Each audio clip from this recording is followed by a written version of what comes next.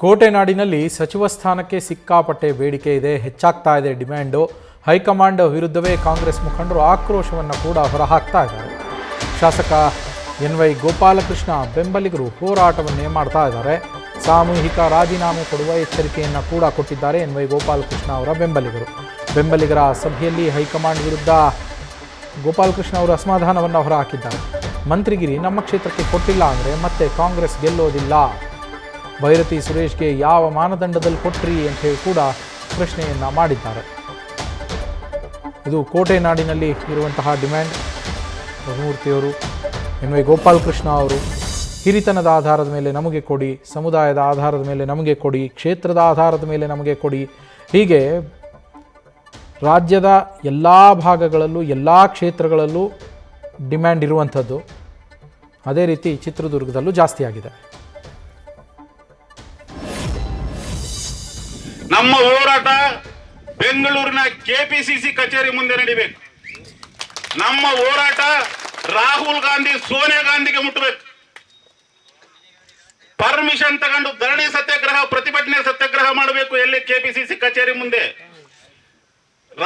Deccan world, Indian express, ಎಲ್ಲಾ ಮಾಧ್ಯಮ, ರಾಷ್ಟ್ರ ಮಾಧ್ಯಮ, ರಾಜ್ಯ ಎಲ್ಲಾ ಮಾಧ್ಯಮಗಳಲ್ಲಿ ಮೊಳಕಾಲ್ಮೂರು ಕ್ಷೇತ್ರ ಏನು ಅಂತ ತೋರಿಸ್ಬೇಕು ನಾವು.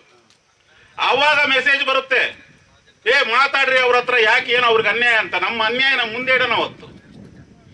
ಇವತ್ತು ಮಂತ್ರಿ ಆದವ್ರಿಗೆ ಖಾತೆ ಸಿಕ್ಕಿಲ್ಲ ಅಂತ ಹೋರಾಟಗಳು ನಡೀತಿದ್ದಾವೆ ಬೆಂಗಳೂರಲ್ಲಿ. ಒಳ್ಳೊಳ್ಳೆ ಖಾತೆಗಳು ನಮಗೆ ಕೊಟ್ಟಿಲ್ಲ ಅಂತ ಸಾಯವರಿಗೆ ಮಿನಿಸ್ಟರ್ಗಳಾಗಿದ್ದಾರೆ. ಆದ್ರೂ ಅವರಿಗೆ ಸೊಗಸಾಗಿರ್ತಕ್ಕಂಥ ಹುಲ್ಲುಗಾವಲು ಸಿಕ್ಕಿಲ್ಲ ಅಂತ ಹೇಳ್ಬಿಟ್ಟು ಹೋರಾಟ ಮಾಡ್ತಾ ಇದ್ದಾರೆ. ಅರೆ ಇದ್ಯಾವ ನ್ಯಾಯ? ಮೊಳಕಾಲ್ಮೂರು ಕ್ಷೇತ್ರ ಇಷ್ಟು ಕಾಂಗ್ರೆಸ್ಗೆ ಇಷ್ಟೊಂದು ಗೌರವ ನಿರಂತರವಾಗಿ ನೀಡ್ತಾ ಇದ್ರು ಸಮೇತವಾಗಿ ಒಂದು ಬಾರಿ ಆದ್ರೂ ಮೊಳಕಾಲ್ಮೂರು ಕ್ಷೇತ್ರದ ಬಗ್ಗೆ ಕಾಂಗ್ರೆಸ್ ಹೈಕಮಾಂಡ್ ಯೋಚನೆ ಮಾಡಿದೆಯಾ ಇಲ್ಲ ಅಂತಕ್ಕಂಥದ್ದೇ ನನಗೆ ಡೌಟ್ ಆಗ್ತಾ ಇದೆ. ವಿಷಯ ಇಷ್ಟೇ, ಯಾಕೆ ಹಿಂದುಳಿದಿದೀವಿ ನಾವು ಅಂತಂದ್ರೆ, ನಾವು ಏನು ನಮ್ಮ ಜನಪ್ರತಿನಿಧಿಯನ್ನ ಎನ್.ವೈ. ಗೋಪಾಲಕೃಷ್ಣಾಜಿ ಅವರನ್ನ ನಾವು ಗೆಲ್ಲಿಸಿ ಕಳಿಸ್ತಾ ಇದೀವಿ.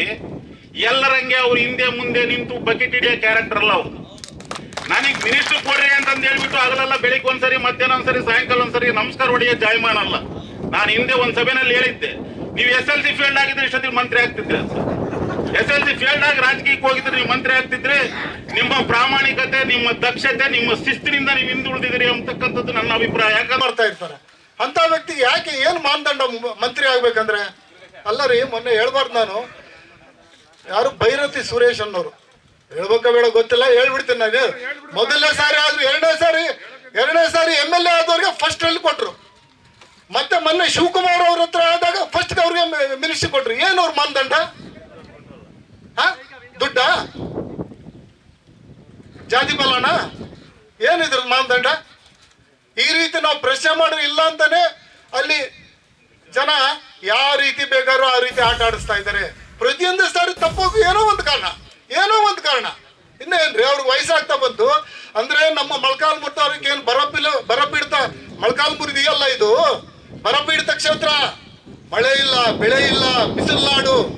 ಇಂಥ ಕ್ಷೇತ್ರಕ್ಕೆ ಏನಾದ್ರೂ ಒಂದು ಅಧಿಕಾರ ಬಂದ್ರೆ ಒಂದು ಒಳ್ಳೆ ಕೆಲಸ ಮಾಡೋ ಒಂದು ಅವಕಾಶ ಬರ್ಬೋದು ಅಂತ ನಮ್ಮ ಆಸೆ. ನಾವು ಹುಟ್ಟಿದಾಗಲಿಂದ ಕಾಂಗ್ರೆಸ್ ಅನ್ಕೊಂತ ನಾವು ಬಂದು ಏನೋ ಬಿಡಪ್ಪ ಮಾಡೋಣ ಅನ್ಕೊಂತ ಬಂದ್ರೆ ಅಟ್ಲೀಸ್ಟ್ ಇಷ್ಟು ನೆಗ್ಲೆಕ್ಟ್ ಮಾಡೋದು ನಮ್ಗೆ. ನಾವ್ ಈ ರೀತಿ ನಿಸ್ವಾರ್ಥ ಸೇವೆ ಮಾಡೋದೇ ಒಂದು ತಪ್ಪ. ನ್ಯೂಸ್ ಫಸ್ಟ್ ನಿರ್ಭೀತಿಯಿಂದ ನಿಮ್ಮ ಪರವಾಗಿ.